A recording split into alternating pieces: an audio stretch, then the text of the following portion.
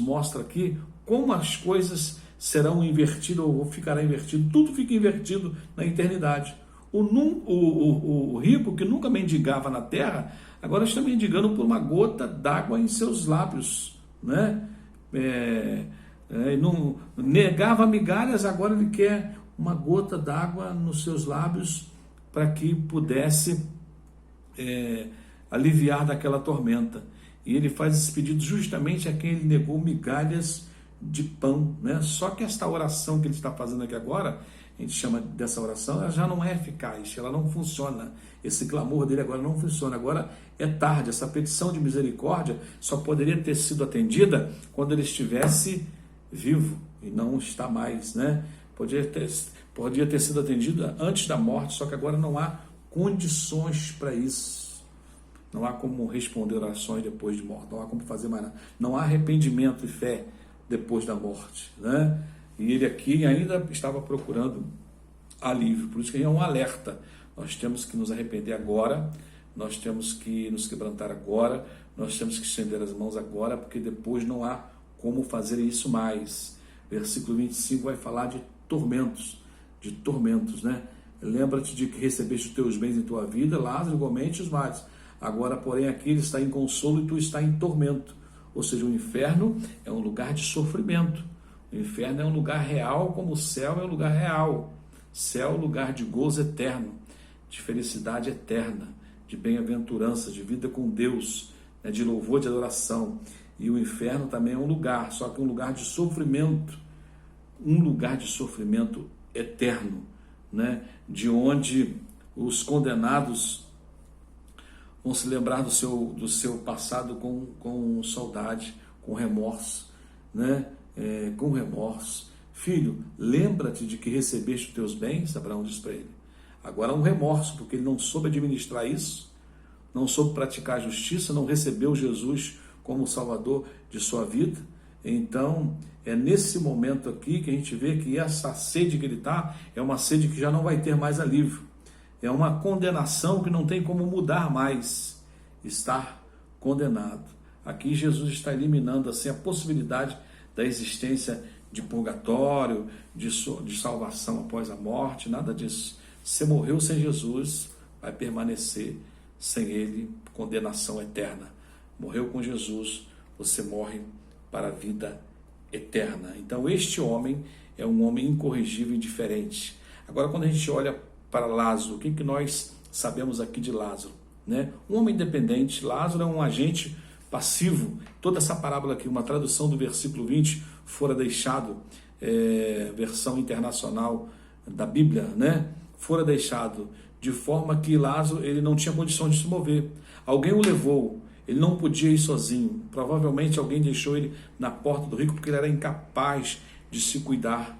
E as suas feridas eram tratadas, a gente pode dizer assim, mas pelas lambidas dos cães que lambiam as suas feridas. Por fim, o significado de Lázaro significa Deus cuida. O significado desse nome é Deus cuida. De fato, Deus cuida. Mostra aqui toda a dependência que ele tinha de Deus. Toda a dependência. E essa dependência é marcada por essa ação celestial, quando anjos o levam ao seio de Abraão. Deus de fato cuida. É um homem manso, Lázaro. A passividade de Lázaro, a mansidão de Lázaro, inclusive após a morte, revela algo valioso a respeito do seu caráter. E Bailey, comentarista bíblico, ele vai afirmar que a ausência de reação de Lázaro diante da arrogância do rico indica paciência com o seu opressor.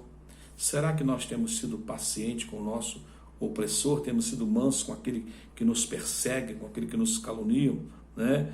E Barney vai dizer isso, que Lázaro ele é paciente com aquele que o oprimia, com aquele que o negara o alimento, né?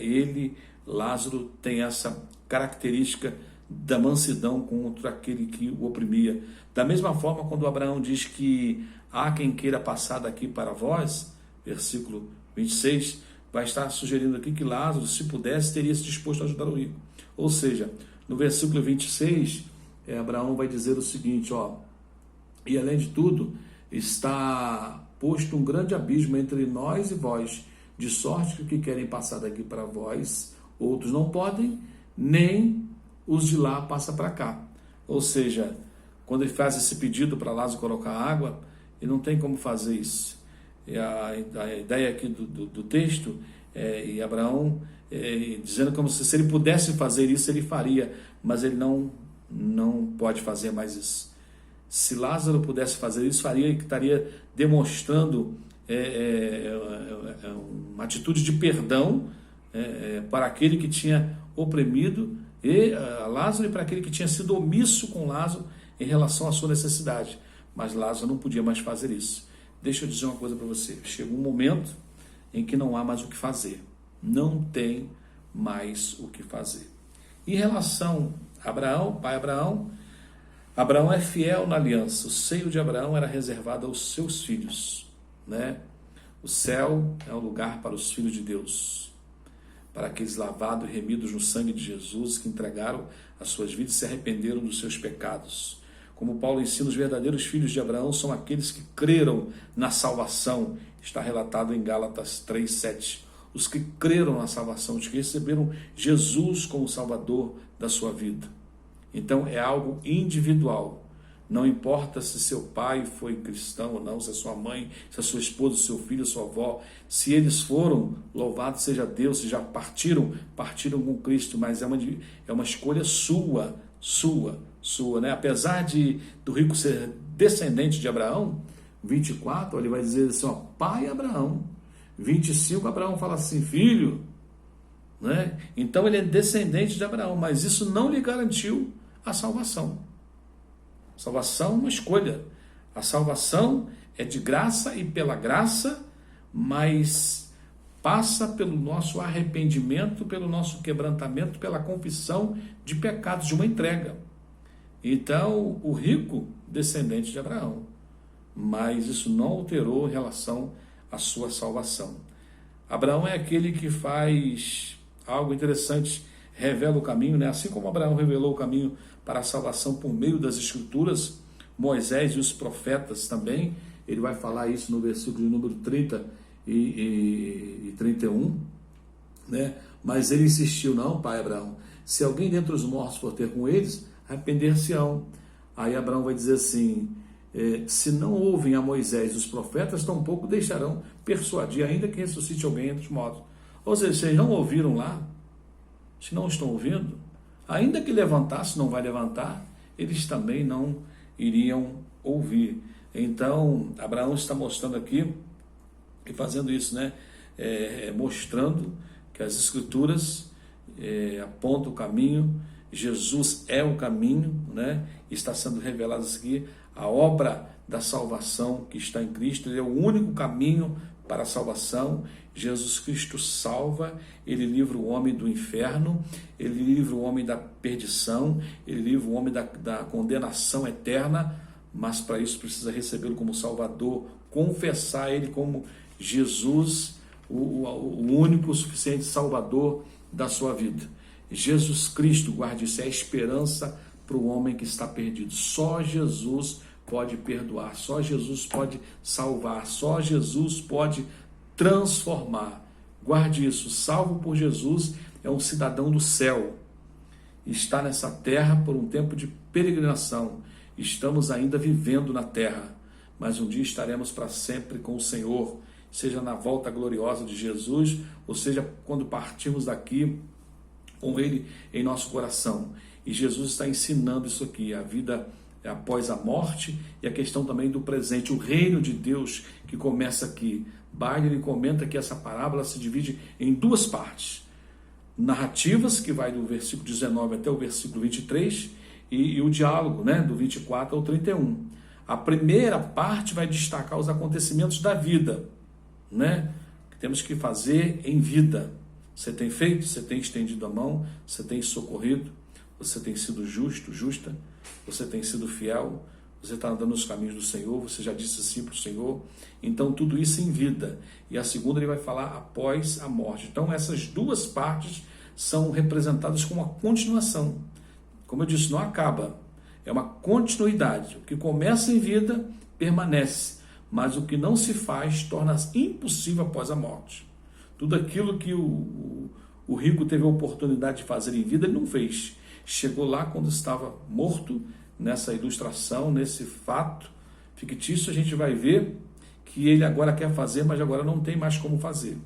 Ele agora quer recuar, mas agora não tem como recuar. Agora ele quer ajuda, né? Então a sua decisão, ela tem que ser em vida.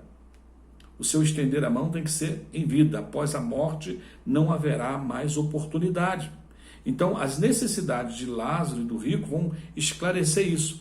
Apenas Lázaro é suprido em vida e após a morte, graças ao cuidado de Deus, né? Quando a gente faz uma avaliação dessas necessidades, a gente vai poder ver que oportunidade bela e que privilégio que nós temos de viver o reino de Deus e a começar a agir agora, né? A começar a obedecer agora, desfrutar das bênçãos de Deus aqui na terra como filho de Deus, né? Para que isso se prolongue quando a gente não estiver mais aqui junto com o Senhor. Viver a fidelidade com Cristo aqui, assumindo o papel de servo, de obediente, de submisso, de amor ao próximo, para dar continuidade disso quando nós estivermos para sempre com o Senhor. Então ele fala desse reino que começa aqui, numa vida de comunhão, viver a comunhão.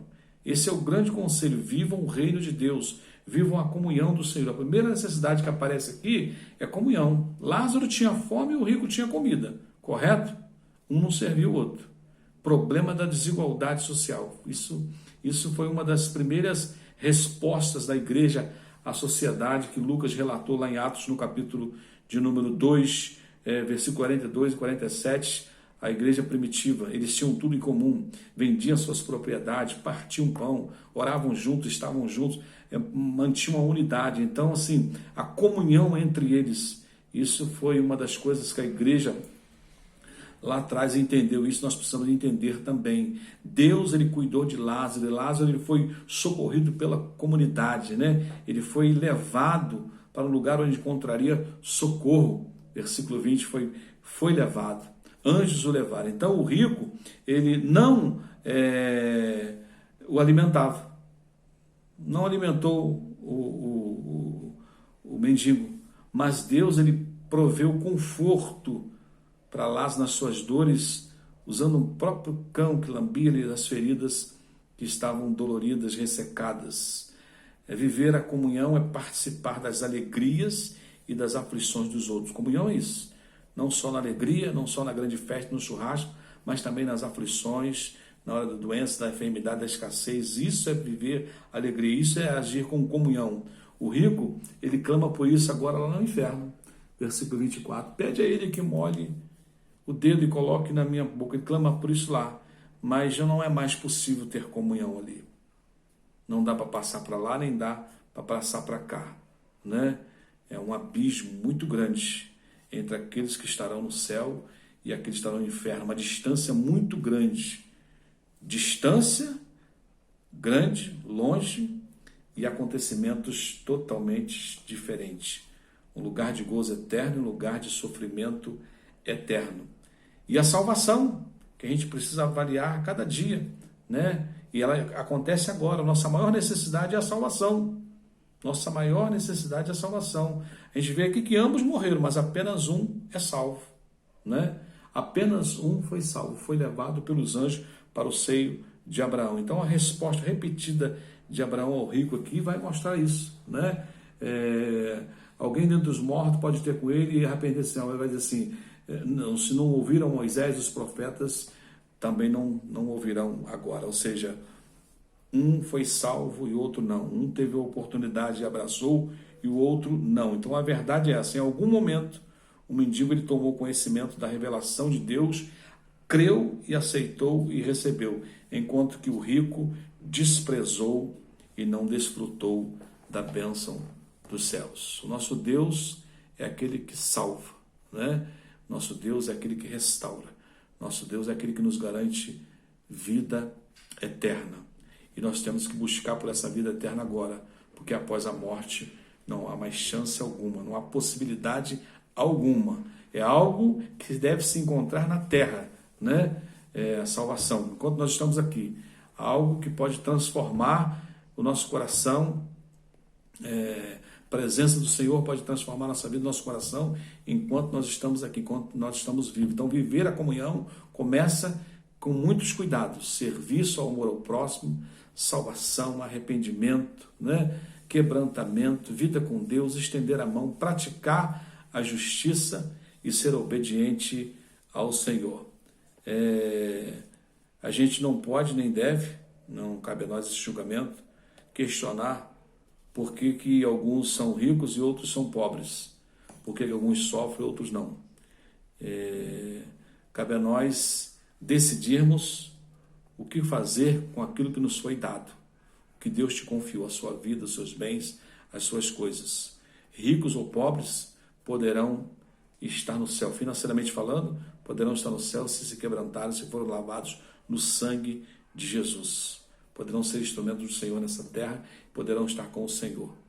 O que leva uma pessoa não é a condição financeira, não é a condição social dela, não é o cargo, é ser lavado e remido no sangue de Jesus. Amém? Que Deus te abençoe. Nós vamos agradecer a Deus. Pai, muito obrigado por esse estudo, muito obrigado pela tua palavra. Nós te louvamos nesse tempo de confronto, nesse tempo, Senhor, de reflexão profunda da nossa alma, o que estamos fazendo com a vida que o Senhor nos deu. Que possamos obedecer, praticar a justiça e estender as mãos, ó Deus, anunciar as tuas obras, o reino do Senhor nessa terra, viver aqui em comunhão, ó Deus, em compromisso contigo, em fidelidade contigo, em comunhão, buscando, ó Deus, e desejando cada vez mais a santidade e guardando o nosso coração, a nossa mente, decidindo pelo Senhor enquanto nós estamos aqui, porque após esse tempo não haverá mais chance para nós nem oportunidade. Como aquele homem lá no inferno clamava que alguém fosse falar com os irmãos.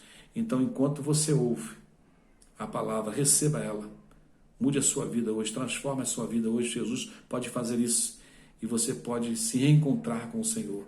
Nós te pedimos graça e misericórdia sobre todos nós, que possamos viver, Deus, o reino do Senhor aqui nessa terra e um dia estarmos para sempre com o Senhor no reino dos céus, desfrutando das maravilhas do céu e longe, muito longe do tormento do inferno.